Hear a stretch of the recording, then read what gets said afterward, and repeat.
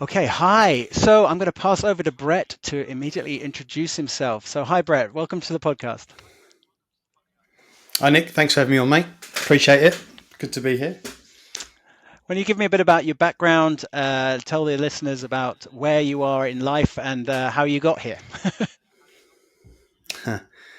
God, this is a long one. Okay, so I'm 42 now. I'm married. I've got two kids, Gus and Jude, identical twin boys. I live with my wife Jess, and we live in Hoddesdon in Hertfordshire. In terms of me personally, I grew up in the UK in Essex. Which is I grew up in a town called Harlow, which is a working class town, bit of a rough area. I was okay at school, pretty average student. I wasn't particularly naughty, but I wasn't particularly academically gifted at it either. Um, Went on to study at university and did sport development, and from there, that's when I started to sort of get into fitness as a career. I opened my first gym when I was early 20s. I couldn't exactly tell you how old I was, but I wasn't very old. Essentially, like this gym I was working in was going bust. Um, and the opportunity came to take it over. So I took it over. I didn't really want to take it over, actually. It was almost like my parents suggested that I do it. I was a bit skeptical about it and a bit scared probably back then. But I took it on and grew it into a pretty successful personal training studio. I then went on to open two other gyms. I had stakes in two other gyms with other partners. And then in 2016 or 2015, sorry, my wife, we got married and my wife fell pregnant. And it was identical twin boys. So it was like, oh, brilliant. Fantastic. We've got twins. Wonderful. We soon realised that they had a thing called twin to twin transfusion syndrome, which essentially is when identical twins, one of the twins is kind of like essentially taking the food of the other one. So it's a really, really serious condition. And in the UK, we're kind of like we're the leading sort of people on this. Apparently, I didn't know that until we had the condition. But we went to see like the godfather of I don't know what they call him, the godfather of prenatal medicine or something. This guy in King's in London, and luckily through the NHS, they put us onto the NHS, so we got sort of fast tracked. Had the operation, but essentially just meant that me and my wife were pretty much living out of hospitals for 9 months, or the best part of 9 months. We were just always all over the shop. Um, she had to be under like constant supervision because they were scared to lose a baby. They actually did laser surgery into the what do you call it, the sac or whatever, where the babies are. So like cutting edge procedure stuff. Like I remember when it happened, there were like 10 people in the room watching at the same time. All these students and all these other people taking notes and stuff because it really was like cutting edge stuff. Um, and we were like, not weirdly, but luckily we managed to save both boys. I think at one stage they gave us a 33% chance of keeping them both, a 33% chance of losing one, and a 33% chance of them both surviving or both going. So it was really, really, really stressful time, as you can imagine. Um, Got through that. Fantastic. The boys were born. Obviously, you got twins, and having kids is hard anyway, right? Having babies is hard. When you've got two, it's just I would say probably just a little bit harder because you've got two to manage as well. Um, so that was difficult. And then obviously we had a pretty early diagnosis of autism spectrum disorder. So we knew that the boys, you kind of know sometimes when the kids aren't right, and you try, maybe you sometimes try and ignore it, or maybe you sometimes try and kind of think, oh, well, maybe it's just X, Y, Z, or maybe they're just developing a little slow. But I think in our heart of hearts, we both knew that something wasn't quite right. So we got a very early diagnosis. They were diagnosed, I think, before they were 3, which is very, very early um, in autism diagnosis. So the boys are non-verbal. They have what they call global development delay as well. So they're a little bit slower to pick up general skills. You wouldn't think that now. They're doing really well. We managed to get them into a special school, but obviously that came with a lot of stress, which I'm sure we'll talk about later on. Mm. And essentially during that period, I had to change my whole work, career, everything. I stopped working in fitness completely because, you know, back then, really, in that kind of time, most fitness stuff was sort of hands on stuff. It was done within the gym setting. So, obviously, I was essentially managing facilities.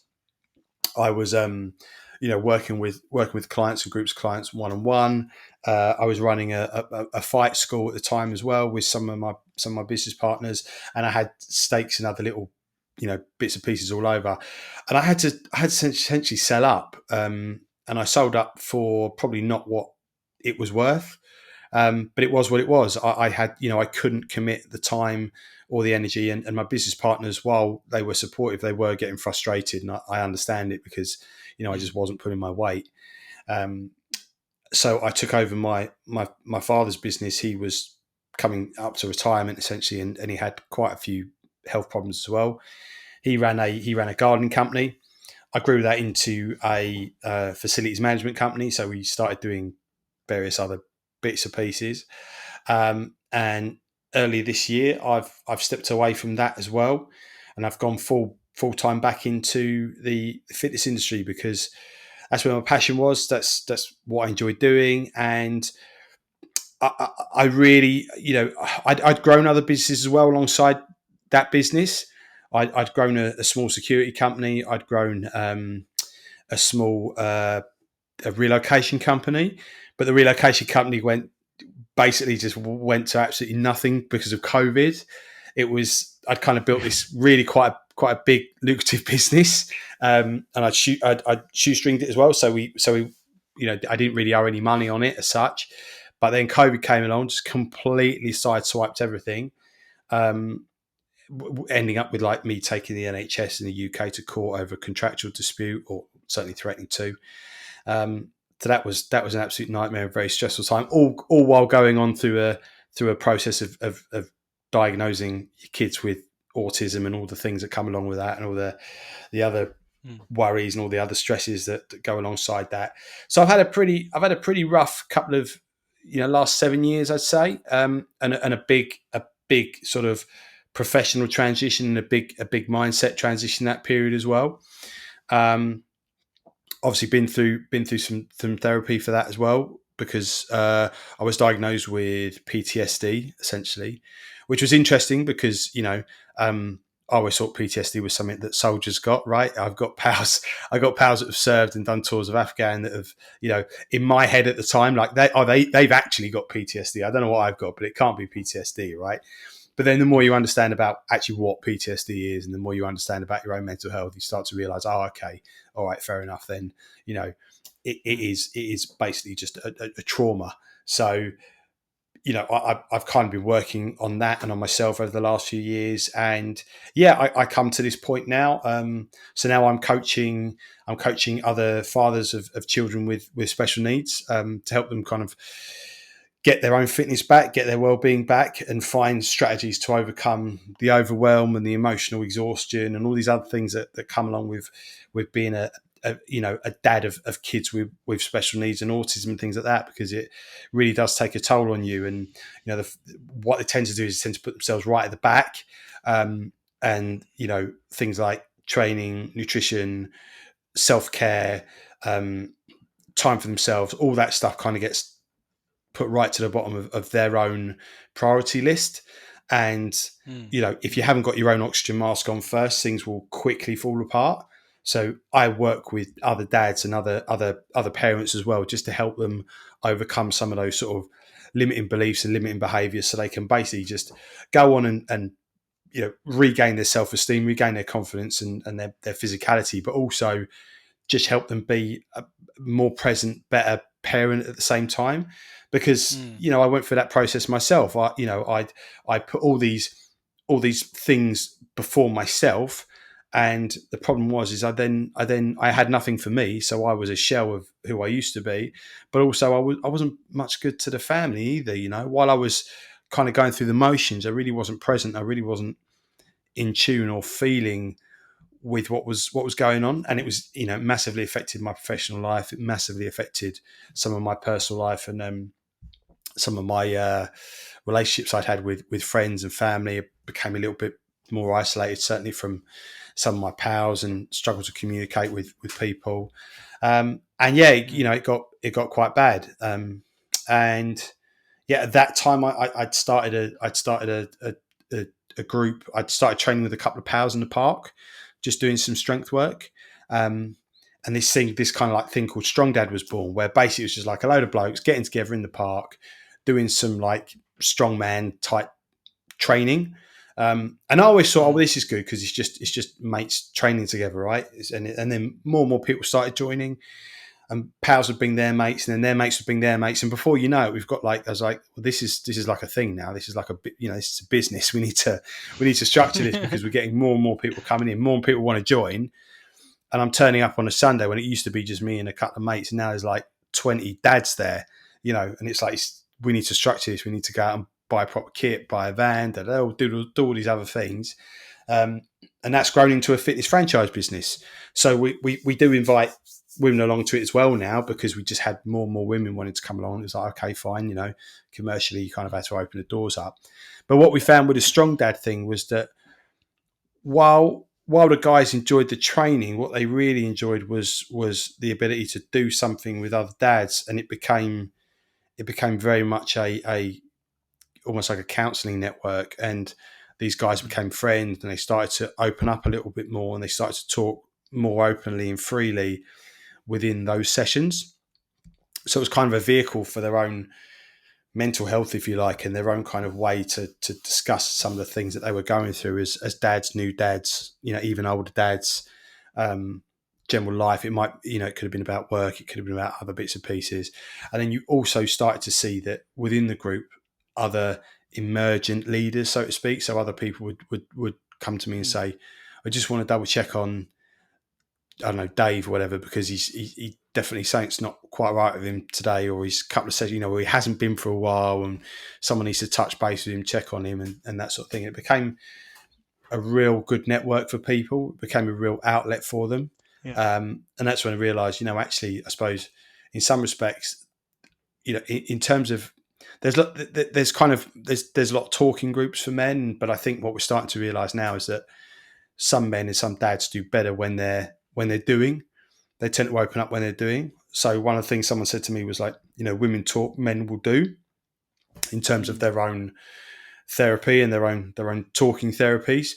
So if you want a guy to kind of open up about what he's going through, or kind of loosen up about talking about his emotions or whatever he might be going through, then you kind of probably need to get him to do something. And then in that process, they begin to communicate, they begin to talk, they'll open up, and you'll kind of start to get to the heart of what really the problem is. Because Mm. that, everyone says it all the time, right? Like, oh, men don't talk, men don't talk, men don't talk. Now I get that, and that I'd probably say from my own personal experience that's true, but unless you've got the vehicle for them to talk, unless you've got the Yeah. vehicle for them to open up, what do you expect, right? It's like, Mm.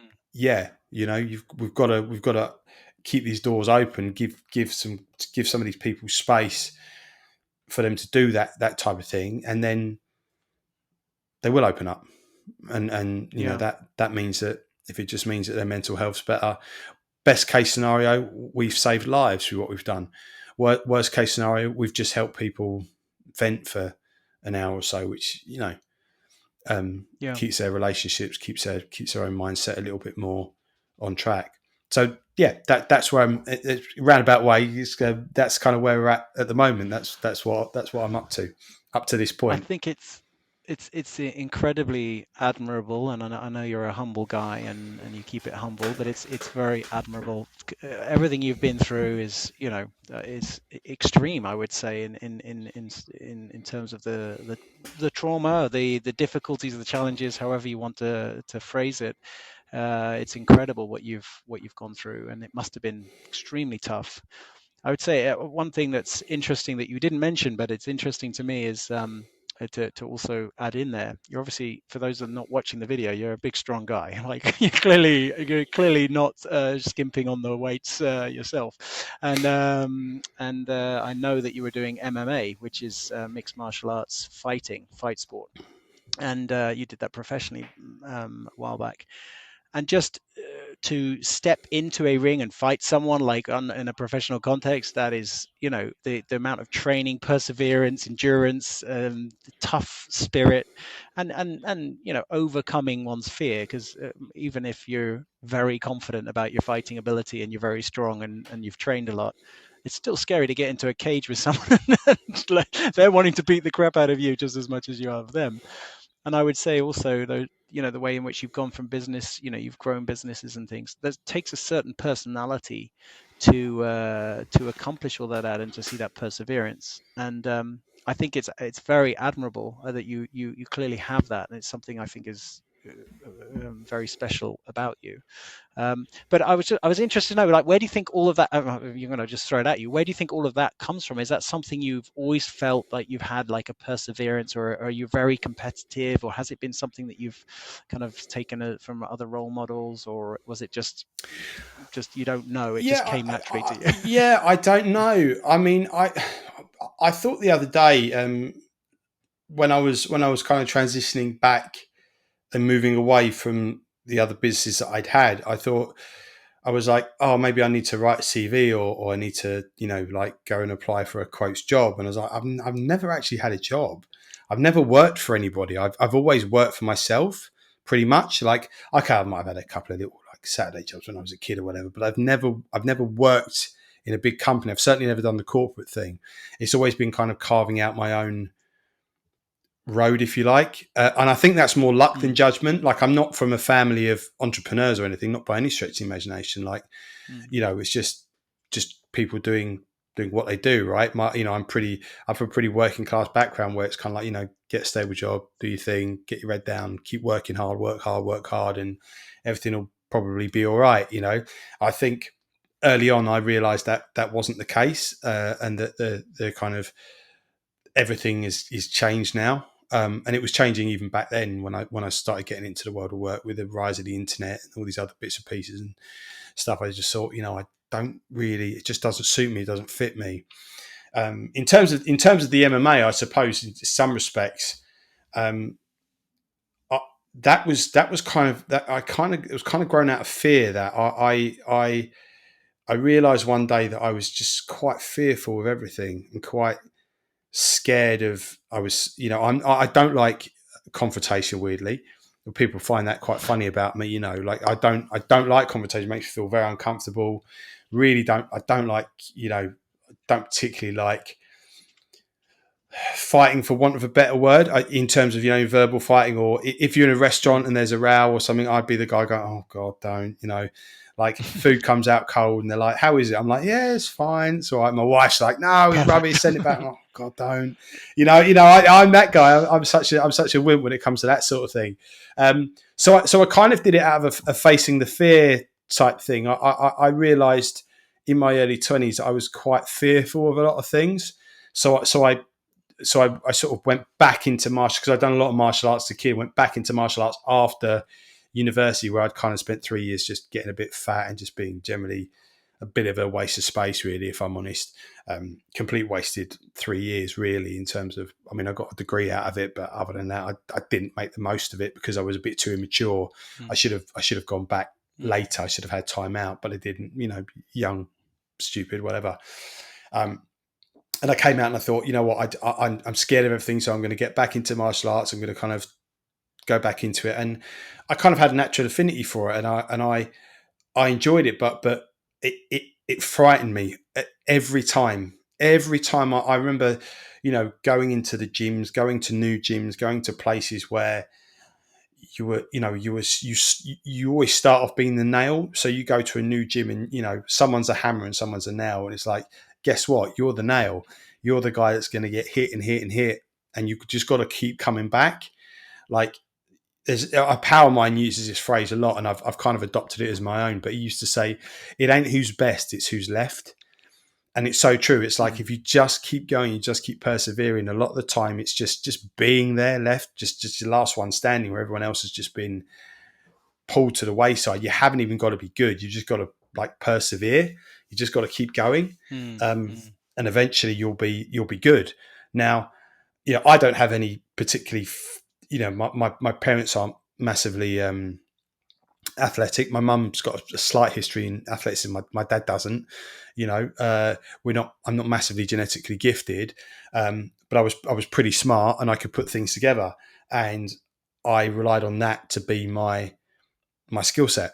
I was never the best at Hmm. striker. I never had a massive natural talent for striking. Never had a massive natural talent for wrestling or grappling or jiu-jitsu or anything. But what I could do is I could put it all together better than most people.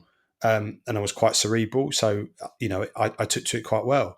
But in terms of getting in the cage, I did that. I did that to sort of face my own fears. A lot of the time, I was Mm. always frightened, always scared. Um, but that's a point, right? There can be no courage without fear. So you've got to, Mm. Mm. in Mm. order to be courageous, there has to be fear involved. Otherwise, Yeah. it's not courage, right? It's not courage if there's no fear. It's just doing, and it's easy. And it's cliche, but it is comfort zone stuff. It's like you're going to Yeah. put yourself out there in front of your comfort zone because MMA is an interesting one because a lot of people watch it and a lot of people know about it, but very few people do it. Very few people are actually in there doing it. And when you used to go to these fights, you the same old faces. There's the same old people knocking about because actually at that level, the level I got to, there's not many people doing it, you know, No. because it is No. pretty brutal. It's pretty hard, and it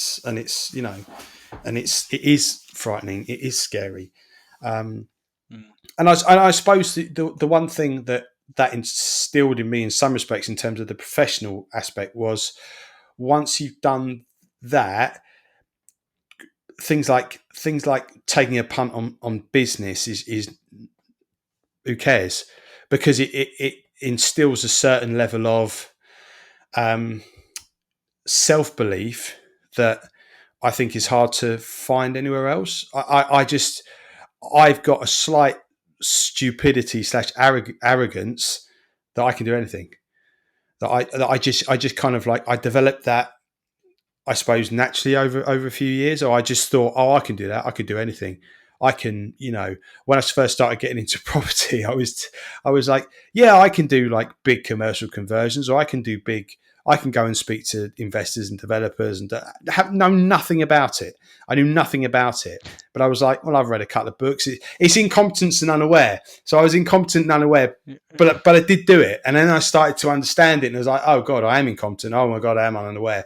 But after a while, you go up the curve again, and you become Yeah. incompetent and aware, and eventually you become competent and I think it's competent and unaware. So you're unaware of how good you are at something.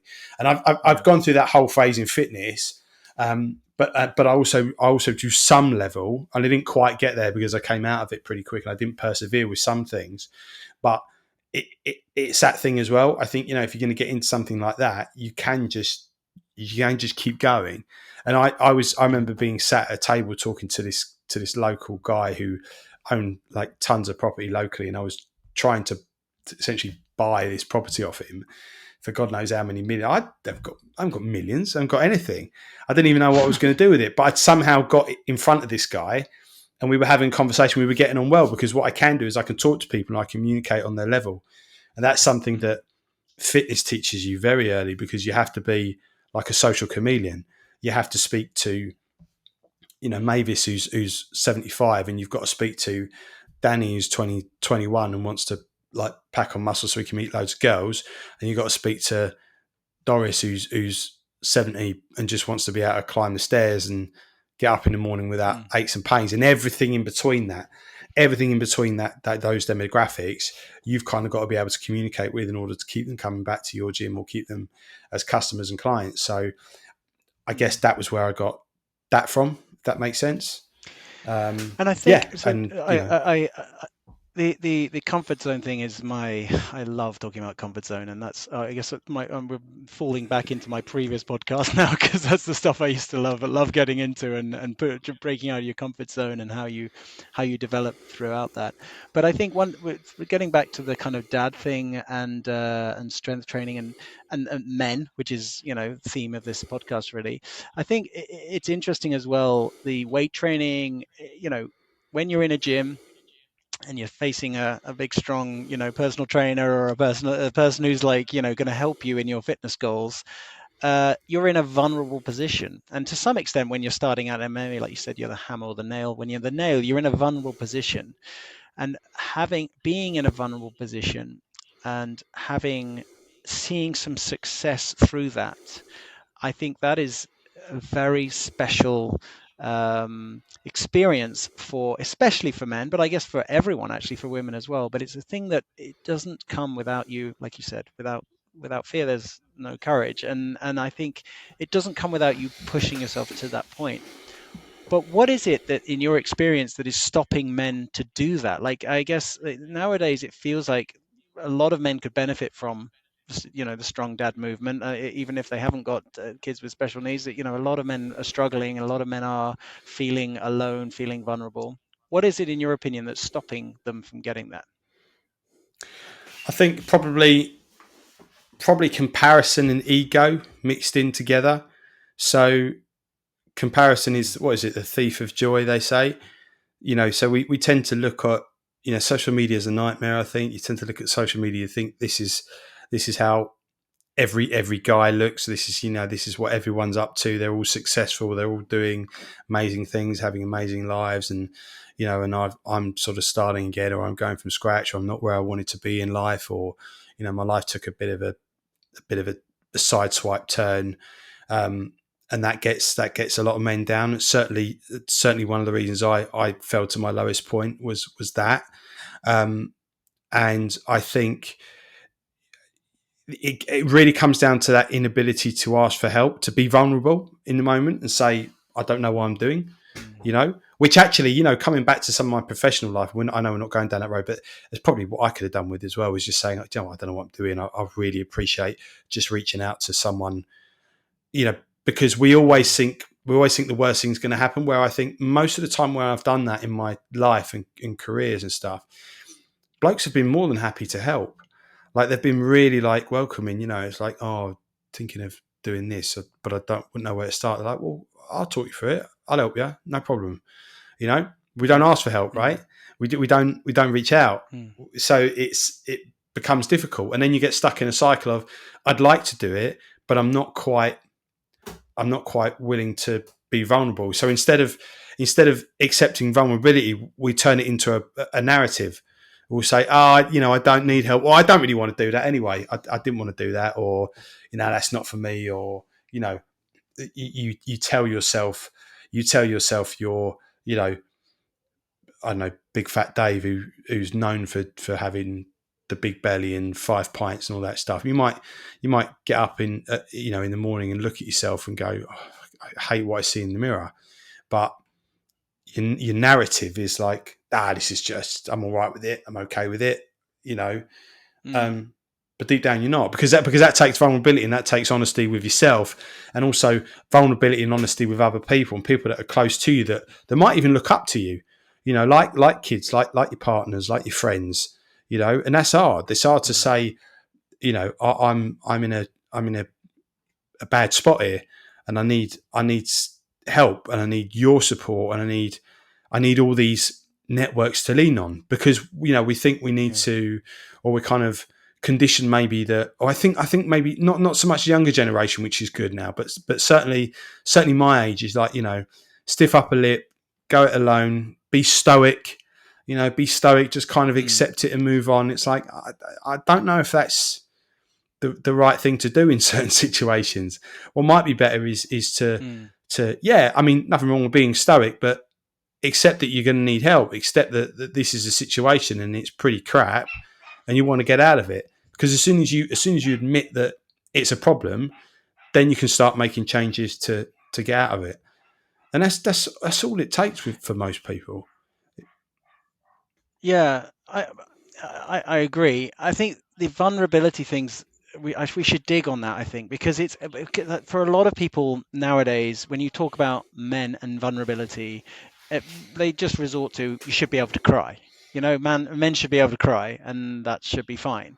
And it's like, I feel like, just what you've just said, it's so much more complicated than that. It's not just about being able to cry and being able to sort of, show your sadness in the moment when you're at your lowest. It's everything else that comes alongside it. It's the being able to be embarrassed that you don't know. It's being able to like face up mm, to that embarrassment and that be okay, and be able to show that show that whatever it is you're embarrassed about, to be able to show that to the world, and you know, trust that the world isn't going to come and crush you because of showing that. And I think that's where a lot of, like you said, ego as well, I think that comes into it as well. The comparison ego, I think it's a really nice way of putting it, because I don't know if it's something societally or culturally that we've grown up with, and because you know we're similar age. I'm a little bit older, but similar age in the UK sort of upbringing. But it does feel a lot like the sort of the culture is, you know, you should you should achieve this, you should achieve that. These are the things you should be looking to, you know, goals you should be setting for yourself. These are the things, you know, you should have the fast car and the whatever, the beautiful wife, all these things. It's not just comparison with the moments around it. It's like what we've set ourselves in goals in life, and we don't mm, always have the thing that the women have throughout their life from a very young age. They are, you know, acutely aware that they could be mothers, because they start having their periods, and they start, you know, they start like, they know they have to take responsibility for body that can produce children from a very early age. And that responsibility, I think, is a part becomes a part of the sort of the psyche of how we can't help but become a part of the psyche.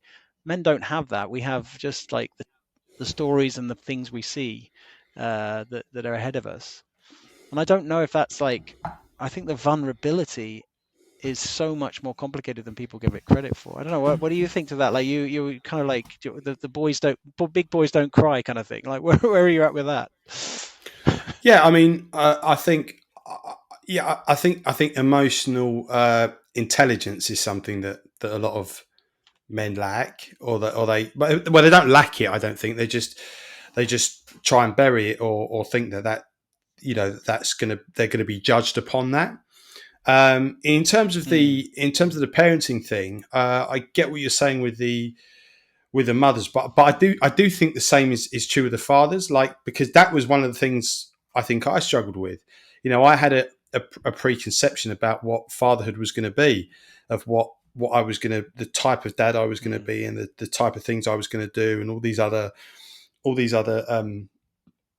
narratives and concepts of how I was going to bring the kids up. And when we found out there were twin boys, I was like, oh, imagine that, taking them to taking them to fight training together, and they'll be the same size and the same weight, and they'll be great training partners, and they'll be able to push each other in school, and they'll be able to do all that. Yeah, all that stuff was taken away from me. All that stuff was taken away from me mm, as a father. I mean, forget what they have to go through, and my wife has to go through. But like, just from my perspective, I was like, all that's gone, and that's difficult. That's really difficult. That's when I had to mm, show my vulnerability and go, this is painful for me. This really is upsetting. This mm, is this is I cannot get over this. I'm going to need help to get over it. And it wasn't till I started showing that vulnerability that other people opened up to me, and actually, like, it made my life easier once I'd done it, because it was just a weight off my shoulder. Because all I needed to do was just articulate what I was feeling emotionally. You know what I mean? Like, just say, just yeah, just get it out there yeah, into the open. Whether that be through social media, or counselling, or talking to mates, or probably a combination of everything. And not everyone's into social media, but mm, it's just a vehicle for putting that stuff out there. So I think, yeah, and I think in terms of, we do tend to have a very skewed idea of what success looks like. mm, I think depending on your cultural background, and your class background as well, I think has a lot to do with that as well. You know, it's difficult to define what success now for me looks very different to what it did 10 years ago, for example. I've completely reframed what a successful life will be for me, what it will look like. Um, and I'm moving so what towards was that? that. What And was it 10 years ago? What is classic it now? stuff, What was the what are the main differences? big house, lots of money, nice cars, financially providing for the family, I suppose. lots of holidays, whatever it might be, traveling lots, doing all these various different things. Now for me, it's really more about happiness. I thought about all these material things but at no point I don't think 10 years ago going, how do you want to feel in the morning when you get up? Mm. You know, because I know loads of guys that on paper quotes are more successful than me. Good friends of mine, more success. Incredibly wealthy guys for their age. You know, nice big houses, families that love them, and they love their families as well. But they're a mess. They're a mess. Their relationships are poor. They aren't happy at work. Mm. They barely see the kids because they work so hard. When they do see the kids, they often struggle to connect, or they find it difficult. Um, Mm. are they winning? I don't know. It certainly doesn't look from it now. Now I'm looking from my end of the telescope. It doesn't look like they are. You know. Mm. Now, don't get me wrong. Like, I'm very lucky. Like, I was very fortunate. I did. We do live in a nice house. We do have all right cars. I mean, very very average cars, and all these other bits and pieces. We are relatively financially stable. Um, but we're not millionaires. We don't, it's not like we have like 6 holidays a year. We certainly, that to some respects, even if we wanted to, because of the boys' situation, that's taken away from you as well. So we can't just go on Yeah. holiday to a nice place with the boys. It's just they can't. They're not. They just doesn't sit with them. For us, it might be No. Norfolk in the summer, or you know. Camping, or something, even something as simple as that, as opposed to Mm. going to nice holidays to, I don't know, Dubai, wherever you want to go. Like, it's just not, you're not going to get them on a plane for 5-6 hours. We went to Centre Parks this summer, which was lovely. We Mm. went out of term time because boys get a different term because they're at special school. And there's loads of quotes, things to do at Centre Parks for the kids. Loads of things to do Mm. for kids. Mhm. We can access a lot of that stuff because of the autism. You can't access. You can't just take them rock climbing. You can't just take them to archery. They don't understand the concept of these things. So it was bike riding and swimming. That was it. It was a week of bike riding and swimming. Yeah. Now, I found loads of joy in that. I found loads of joy in loving that. But that could also be frustrating if you view it from the wrong end of the telescope. You'll be focusing on the things you can't do. You'll be focusing on, Yeah. I'd like to take my kids playing football. I'd like to take them to rugby tots. I'd like them to just take them on a play date because again, of the autism, they don't play with other kids. Yeah. Yeah, they're very insular. They'll sort of just do their own thing. That's painful. That can be really painful. And there's a certain level Yeah. of, when you first come into contact with these, there's a certain level of shame, I think, in that, especially if you take them to a kid's party, they don't want to play with anyone, and they're sort of, everyone's on the trampoline. I remember this one vividly. Everyone's on the blow up, bouncy castle, Bouncy castle. and my kid Jude's around the back looking at the engine, blowing the thing up, because that to him is, Yeah. and I'm there going, oh, this is so embarrassing. This is so embarrassing, and he's not embarrassed. I'm the one that's embarrassed. That's on me. I'm the person that's embarrassed. No. And that is, and then that feeling of Yeah. shame comes in, because, like, you shouldn't be embarrassed because he doesn't know any better. And what are you embarrassed for? What do you care about what these people think? And then you start these back and forward narratives, and you start, that's when things like the anger creeps in. The anger management creeps in, because you're frustrated and you want to, you just want these things to be solved. And then someone comes over and says, Mm. oh, is he all right? It's like, you're like, oh, cough, you know, just worry about your own. And then, you start going through those bad Yeah. emotions, Of course. those bad things. And then that fight brain started to kick in for me, and I was like, this isn't good.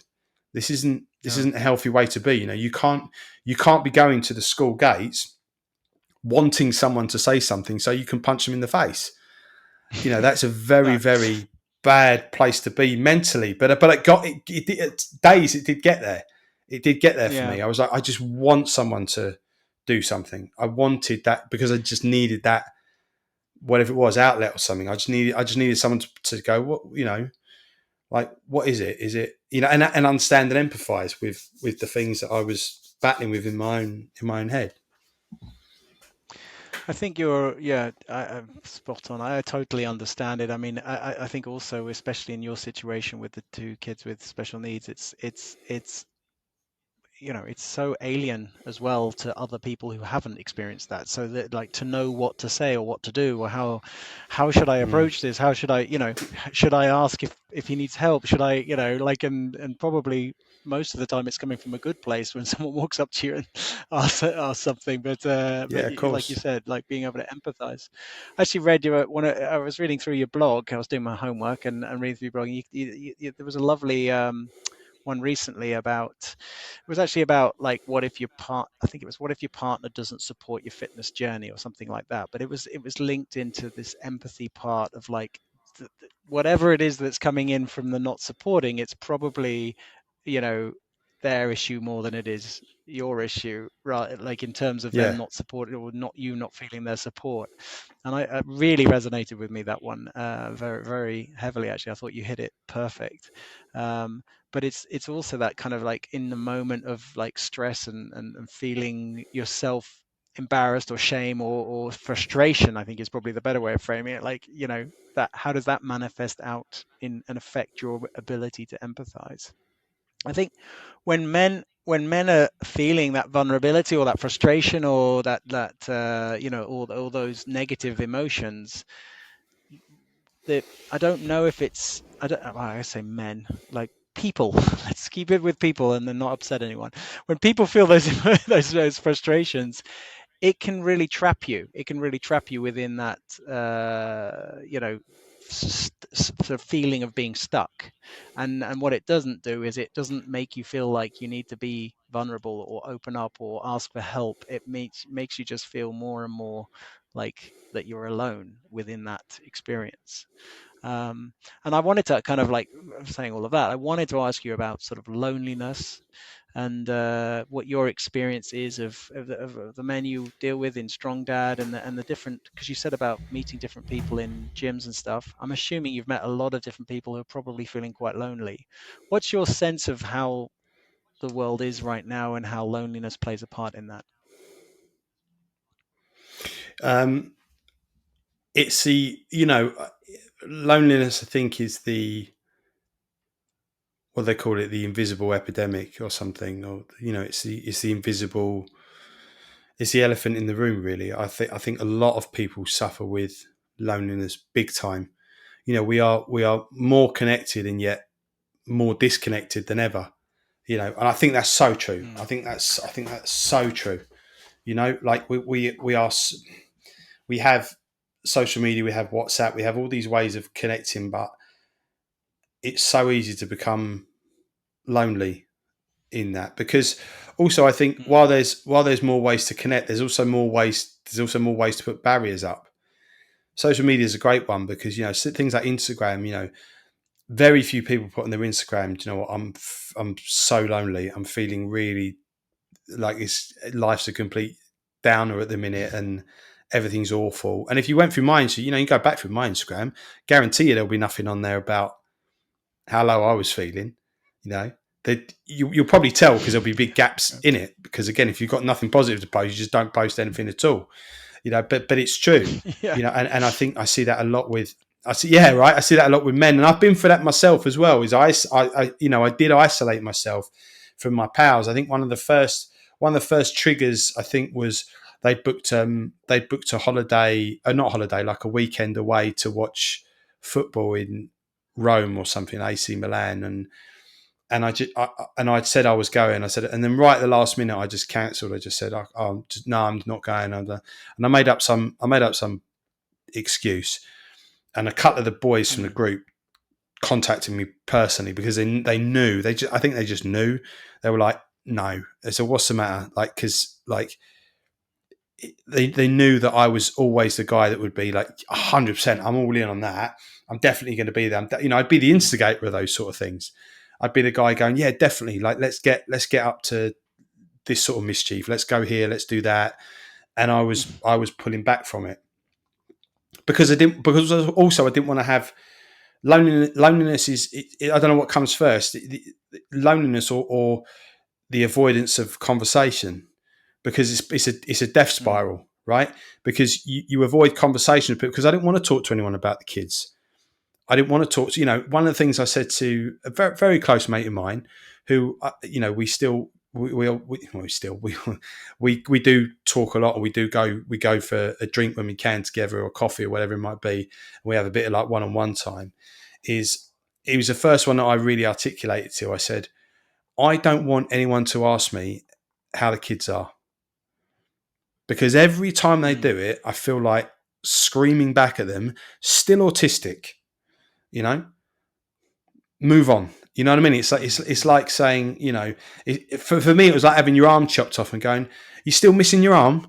You know, of course I'm still missing my arm. Yeah. It got chopped off. You know what I mean?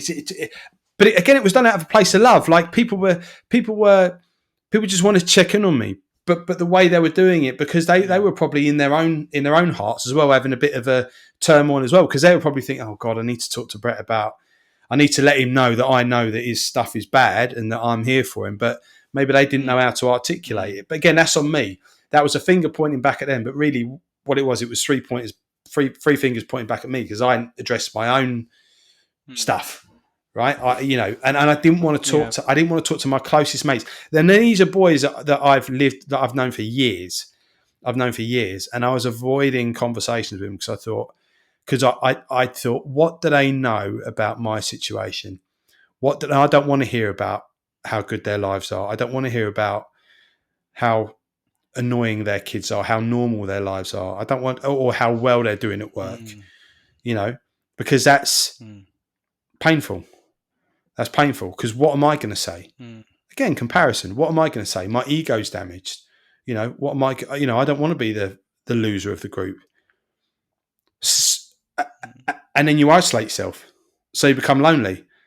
And mm. what do they say when you're lonely? Oh, you really should get out and talk to people, but you don't want to talk to people because the ego Yeah. and it's a I, death spiral. It's I a death think. spiral. Yeah, it's. I mean, I know we've talked previously in a phone call, and I sort of confided in you some of my struggles, and again, like it feels it's ironic with what you're talking about. It feels wrong to talk about struggles that aren't comparable to the amount of struggle that you've had, but again, I guess it's all relative, and I did get myself in a very dark headspace back 10, 12 years ago, and I was very lucky. I had some friends who basically pulled me out of it by just being there as friends. It was a sports group, but what I've realized is, and that's part of the reason that's inspired me to try and do something for men, podcast wise, is I see this loneliness a lot, and I see the fact that it's just dangerous because a lot of men don't no longer have the close friendships that they had. Women tend to have more close friendships than men. I don't have many close friendships anymore. I really don't. I don't have many friends. I have anyone that's listening to this that considers themselves a friend, I apologize, but I don't, in my day-to-day life in Oslo where I live, I Yeah. don't really have many friends, and I'm okay to admit that because it's taken me a long time to admit that. But I've moved country a lot. I've got people all over the world who I know love me and are great friends, but we're not on the phone barely ever. We don't meet up for a coffee. So I don't drink anymore. So that's another thing that's like I've put a spanner in my own engine by giving up drinking because that's a social thing. But it's difficult, and it's difficult because you've really got to feel like, okay, how do I get out of this? How do I talk to someone? Who do I talk to? If I don't have a group of mates, I think a lot of people imagine most guys having their group of buddies that they go down to the pub with and drink, and that's where they get their release and talk about their problems and whatever. And there's these kind of stereotypes, but I feel like that's an old-fashioned stereotype, and especially when you're a, when you're a parent or you've got like a busy life, busy job and things, it's just not realistic anymore. So I feel like that's where what you're doing and the strong dad thing, it really, is super admirable, and I think it's a great concept. But I do wonder, like, what's the next thing? Like, how do you see that? Like, how would you encourage men or anybody to get themselves out and start pushing in the direction of like engaging with these things? Obviously, there's things like Strong Dad out there, but like, what are your best tips, tricks, advice for trying to get control of your own struggle? Because what you said before, when you were frustrated with your friends if they asked you how the kids are, or you're frustrated because, and you said it's three-point fingers pointing back at me because it's me not dealing with my stuff. I think that's true for so many people. But what is it that gets you able Yeah, to turn that around and say, okay, I'm looking at myself now? I think it's acceptance. It does come back to being acceptance of vulnerability as well, and also I think taking time to sit in your own emotions as well, like rather than ignore Mm, the feelings that you're having, learning to accept them and learning to be kind to yourself in terms of say it's all right to feel like that. You just did it just then. You just said, oh, I can't feel like you feel because it's nothing like what you've been through. But at the end of the day, there's people out there digging through dustbin sites for their next meal. You can't tell me their situation's not worse than mine. They had mm, more trauma. There's child soldiers and all sorts. There's so many rotten things that go on in the world, but it doesn't take away from your situation. Your situation is your situation. Accept it. Accept that it's mm, unfair as well, and it's okay to say it's unfair. This is what I don't like about this whole, oh, you just need to man up. You just need to get on with it. You need to drive forward. It's like, yeah, but actually, what I went through was unfair, and I'm mm, okay to say that out loud. Like I have been hard done by, um, and mm. I will feel sorry for myself for a little bit. I will move on, of course, and with help of friends and family and all these other things that we're going to talk about now. I'll move on, but I accept that I was hard done by. I was, Yeah. my family, but me, I was something was taken from me through a vehicle of autism that no one could have done anything about. That's unfair, Mm, right? One of my businesses went to absolute crap overnight. Wiped out. You know, most of my income, and I was earning very very good money through for a pandemic that nobody saw coming. That's unfair. That just is okay, mm, and it's the way the world works. But I'm not going to sit there and go, oh, stoic, everything happens for a reason, and da, da, da, no. That's unfair. No, I accept that, and mm, I have to move on from that. But I'm not going to not acknowledge that. I'm not going to acknowledge. It doesn't mean you have to wallow in it or you have to feel sorry for yourself for two. But it's okay to feel sorry for yourself for a little while. Give yourself that kindness in order to yeah. do that, because it's not until you've accepted it that Mm, you can then start to say, okay, well let's move on now. What's the next step? One of the big things to me was having counselling and going to see the doctor. I had to say I had to, mm, and actually it was my wife to help me do it. Take me to say, you are not right. You're not you you're not where you need to be. Um, mm, and that was really difficult for me, really difficult, because it was asking for help and it was admitting vulnerability. And it was my ego, because I'm the tough guy, right? I'm the cage fighter. You know, I don't feel pain and all this sort of stuff. Well, yeah, I bloody well do. mm, Just as much as everybody else, and mm, everybody else's situation is their situation. So, I've got guys I talk to, and they're like, and they're telling me stuff, and they're like, oh, I don't know what I'm complaining to you about. I know you've got it worse. Like, you don't need to validate anything.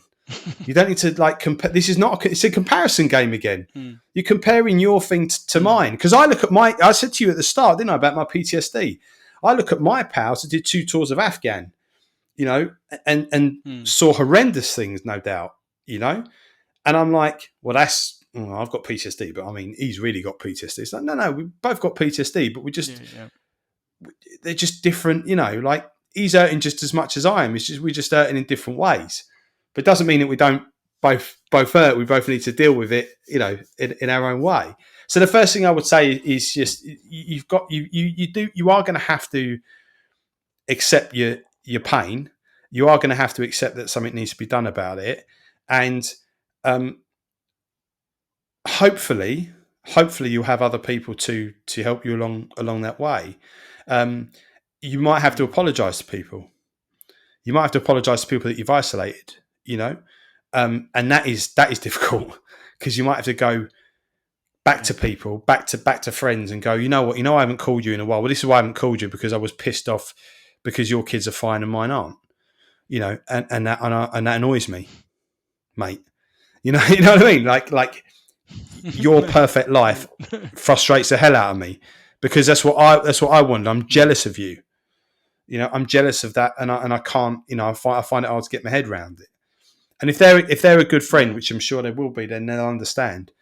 It will kind of take them back a bit, and Yeah. it'll be an uncomfortable conversation, but it will understand, and then they'll help you get through it, and then they'll be there to get you back, and they'll be there if to point you in the direction of a counsellor. They'll be there to point you in the direction of some self help groups. They'll go to the gym with you. They'll do these other things. Exercise and fitness. I Mm. obviously think is always a good idea. I do now Yeah. think self care is a good idea. What that looks like to you is very individual. I think some people like meditation, some people like stillness. For me, that's not really. I have tried it genuinely. Doesn't really do it for me. But like for a lot of people swear by it. If I'm really struggling, I Mm. just found that getting out in the morning and just doing some walks was really helpful. Just getting some fresh air. And I used to Yeah. I used to walk to this park out over me. I used to sit on a bench, and I used to sit there just for 10 minutes, just collect my thoughts, and then come back into the real world. So escape the madness for 10 minutes, back into the real world. I wasn't massively neglecting the family doing that. Just something I had to take that time to escape. You know. Um, Yeah. and Yeah. I think realizing that this whole thing is a journey and a process and not something that you're not suddenly gonna be all right in the morning. You know what I mean? There's not gonna be a magic bullet. It's gonna be stuff that you're gonna Mm. Mm. continue Mm. to work on and progress through. And you know I think that's a big part of it. A big part of it is accepting that it's a long process, that you have to do several different things. You have to start looking after yourself. You have to start the help. You have to start the self care. You might have to go and have some conversations with people. You might have to have some very awkward conversations and possibly even apologize for certain things. You've got to try and reintegrate yourself with some networks, which again is always Mm. awkward. But let's just accept it's awkward on the front end, and let's just try and do it, because the alternative is always going to be worse. The alternative is always going to be worse. The alternative is you will keep spiraling down that cycle of loneliness and everything is it's a slow spiral. It's a boiling of the frog, Mm. right? So you won't suddenly find yourself being lonely. You'll just go boom, boom, boom, and then one day you just wake up and you're like, God, I'm so alone. I'm so alone. But Mm. you can Mm. break that Mm. cycle as well. You can come back from that. And coming back from that isn't a sudden jump up the ladder. It's a slow flywheel. You've got to got a tiny little thing every day, a tiny little step every day, one little thing every day that just kind of pushes you more towards getting back to the person you either used to be or that you want to be. It's incremental steps on that journey, right? I mean, there's a great book, Atomic Habits. I'm sure you've read it. It's like a great book about Yeah, like yeah. building small, tiny habits that change, and the end result is massive. But these tiny things you do on a day-to-day basis, just changing. I love that book, and I think when you like MMA, or I'm doing jujitsu, which is like the baby version, but I love jujitsu, and it's like No, I love small jiu-jitsu. It's these good. small Yeah. mo these small moments of like just repetitive understanding, just being completely uncomfortable, and getting squashed and squashed and squashed, and then one day you're suddenly like, oh, I got it, like I got my knee in, and like now I'm getting out, kind of thing. Those like moments, and you see just Mm. it's tiny incremental improvements. There's two things I wanted You're the nail at the to talk moment, actually. Nick. Yeah, With yeah, jiu-jitsu, mate. exactly. With I'm the nail, but jiu-jitsu, I've jiu-jitsu been the nail really for a long mirrors. time Yeah, now. it's fine, and you will be for a long time. Jiu-jitsu is a really interesting one, because a lot of martial arts, you hear about, kids being black belts, and think, Dave's a black belt. You look at Dave, you think you're some out of shape old man. Like if you're a black belt in jiu-jitsu, you've stayed the course, right? You've stayed the course, and Yeah, you yeah, yeah, progress, and again, you might not be the best black belt in the world, but you've had to really kind of work at it, and it's when you get to black belt, you suddenly become the hammer to some degree, or you're yeah, certainly less of a nail. But in jiu-jitsu, yeah, as a what, that's why most people, I think the stats are most people quit at blue belt because it's or yeah, most yeah, people quit at purple, but I'm not sure which it is. But like they get to that stage and it's like they stop because the eyes down the journey is like, oh my god, if it took me to get to blue belt, then bloody hell, then what's yeah, the next phase going to be? What's the next like whack going to be? And I get that. yeah. I get that. And I've seen people, right? I've seen people that I used to, no disrespect to them, it's just the truth. I used to smash, absolutely just take the mick with them on the mat. They're black belts now. And I bet you any money if I put my gi Yeah, back on, they tear shreds off me, you know? And all they did, because they weren't athletic, they weren't particularly athletic yeah, or gifted, but all they did is they just didn't stop. It ain't who's best, it's who's left. That's all they did, yeah.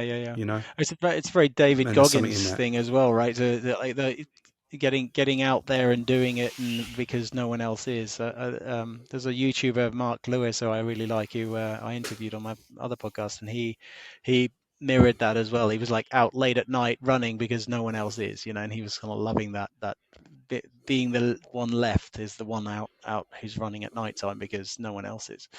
I do like that stuff. But Mm, the other thing I wanted to acknowledge was the pain, accepting your pain, and I think we've touched on it a few times. Comparison, but something we haven't mentioned is a lot of men struggle as well. People don't talk about it enough, but like a lot of men struggle. Couples struggle to have kids.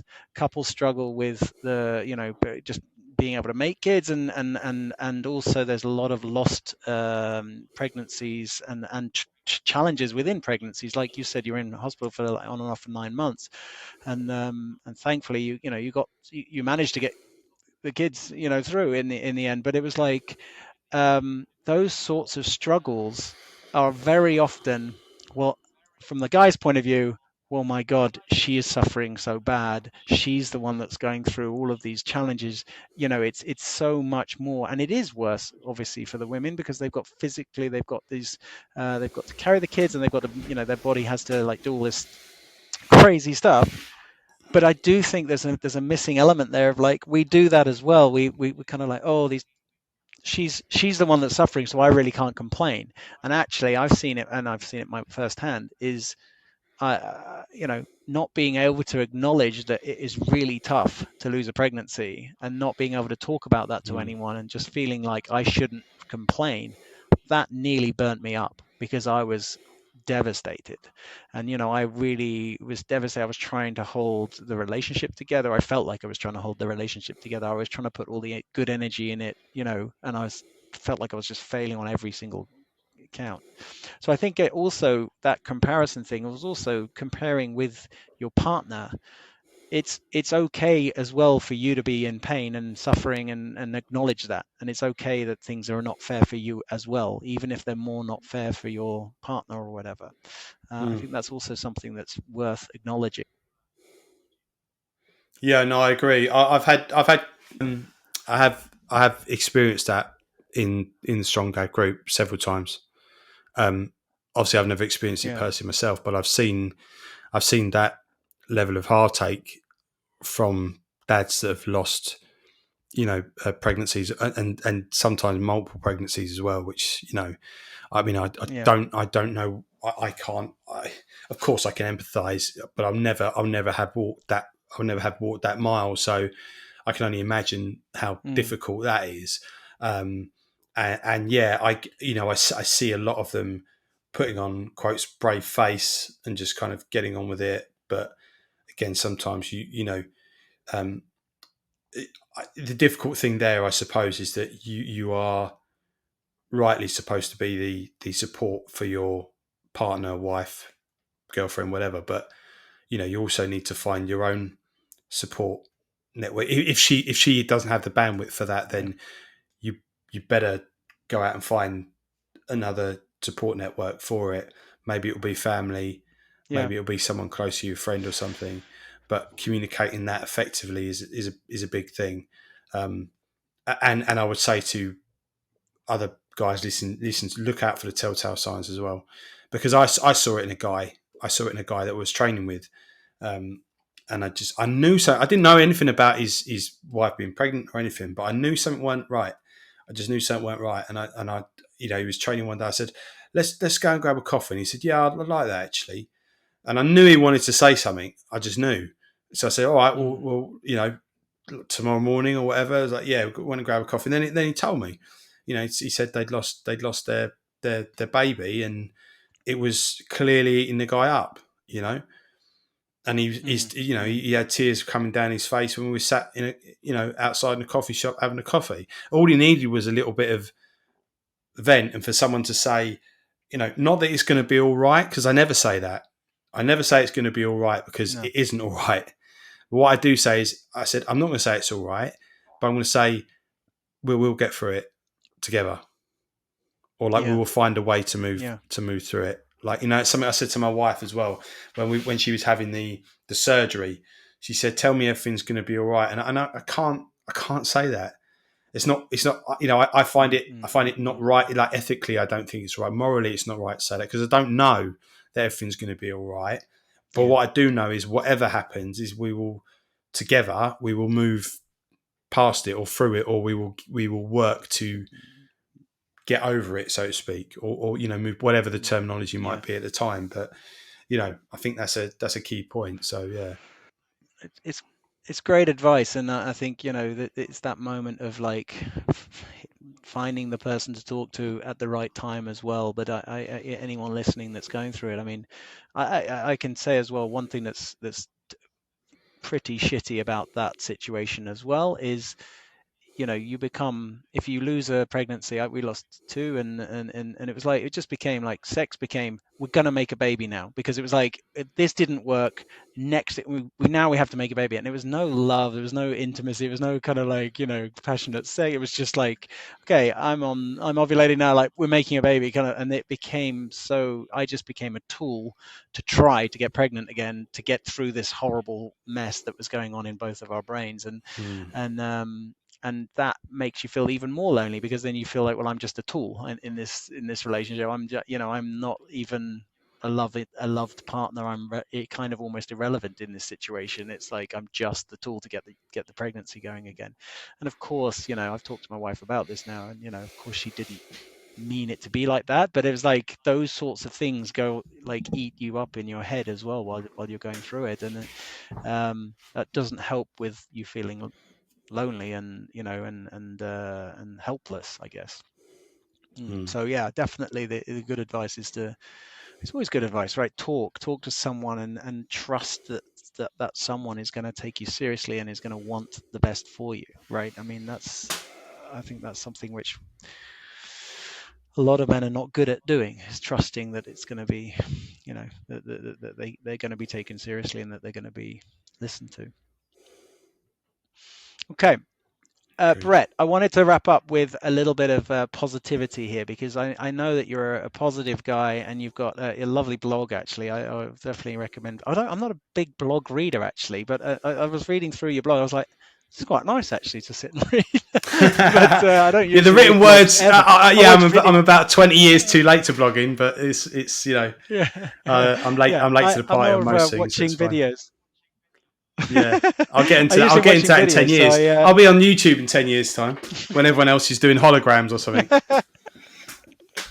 Yeah, something like that. But no, anyway, so I definitely recommend people to go there. But I can see that you're positive, and you're also positive on things which, like, hey, you did a thing on AI as well. It can be disruptive to your business, but you're like, no, go out, do that AI stuff, like work out a program.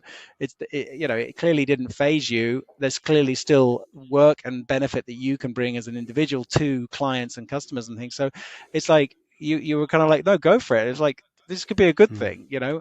I'm wondering, like, any advice, like, let's finish up with some positive mindset stuff. Like, how do you get yourself in a positive mindset? How do you advise people to try what, like, taking into account everything we've talked about in terms of dragging yourself out of a hole and getting yourself help and things?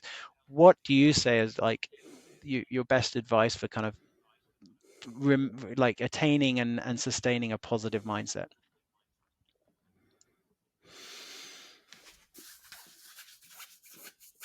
Just just try and enjoy the little things every day, and reflect on what is good in your life. And I found that hard until things got very difficult. But actually, if you could do that, it does make a difference. And also I think that the biggest sort of, and this is going to sound so cliche and so almost a bit hippy dippy, and it's not me at all. But like, just try and help other people, because that'll give you happiness. Whether it doesn't even need to be financial. It will just make you happy.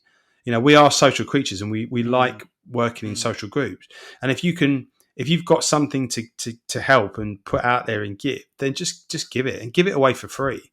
You don't have to mm. charge for everything. It doesn't Yeah. have to be a big money making thing. It can just be, it can be as much as a, a compliment to a mate, or a pat on the back for someone, and or just doing something kind for someone else.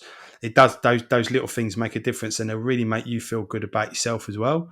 Um, Mm, I think at my worst as a person was when I'd taken a few hits, and I felt like I wanted the world to pay me back. I wanted the world to owe me something. Um, and now I've gone the other way. I'm a lot happier. But I don't expect anything off anyone, in the nicest possible way. Like, I don't, I give, not mm, not meaning to receive, but naturally you do when you give. You tend to get twice back anyway. Um, and just know that, mm. like, if you just go out there and ask for help, the everything in your head is always worse than what it is. Like, especially in terms of reaching out for help, you always think this is going to be awkward. You always think it's going to be difficult. You always think you're going to get rejection, and you're not. Like, most people, I think, in this world, and it's a value I hold more now, I think, than ever. Most people in this world are good people, and they want to do good things to and they want to do right by people, and they want to do right by you. So keep that in your keep that in your back pocket all the time. Like, Mm. there's always going to be some dickheads out there, but they'll be swamped by the good people. And just reach out to them, stick around with them, and you'll be happy, you'll be fulfilled, and yeah, you can just if you're not feeling at rock bottom, then fantastic, good luck to you. But when you are, then you can get out of that place as well. And then when you're out of it, Mm. and someone that is in that place that you were once, give them some strategies and give them some help, and get them out of it too. Yeah, You'll feel all the better for it. that's beautiful. That's beautiful. I love it. And the kindness to yourself and kindness to others is you know it's it seems so obvious, but it's something to work with, work for. Brett, thank you so much for spending the time talking to me. I really, really appreciate you, and I appreciate everything you're doing. Where can people find you? Where do you want to, what do you want to promote? What do you want to know about? To my enormous audience, it's going to be millions of people, so it is your Superb. opportunity. You can, well, yeah, I mean, look, you've mentioned it before, but you can go on my website, brettsizeland.com, and you can read the blog there, which has a lot of sort of personal stuff, but also some practical fitness and strength stuff as well. Other than that, like just hit me up on Instagram, or just again just contact me through the website. I'm happy to have a conversation with anyone that wants to reach out, or if I can help in any way, fitness or non-fitness or whatever it is you want to talk to me about, then yeah, I'm always here. That's it, mate. I'm Great, good. Brett. Listen, I really hope we stay in touch, and I super appreciate as a human being, and I wish you all the very best. And yeah, I hope we connect again sometime. Cheers, Nick. Yeah, good talking to you, mate. Take care.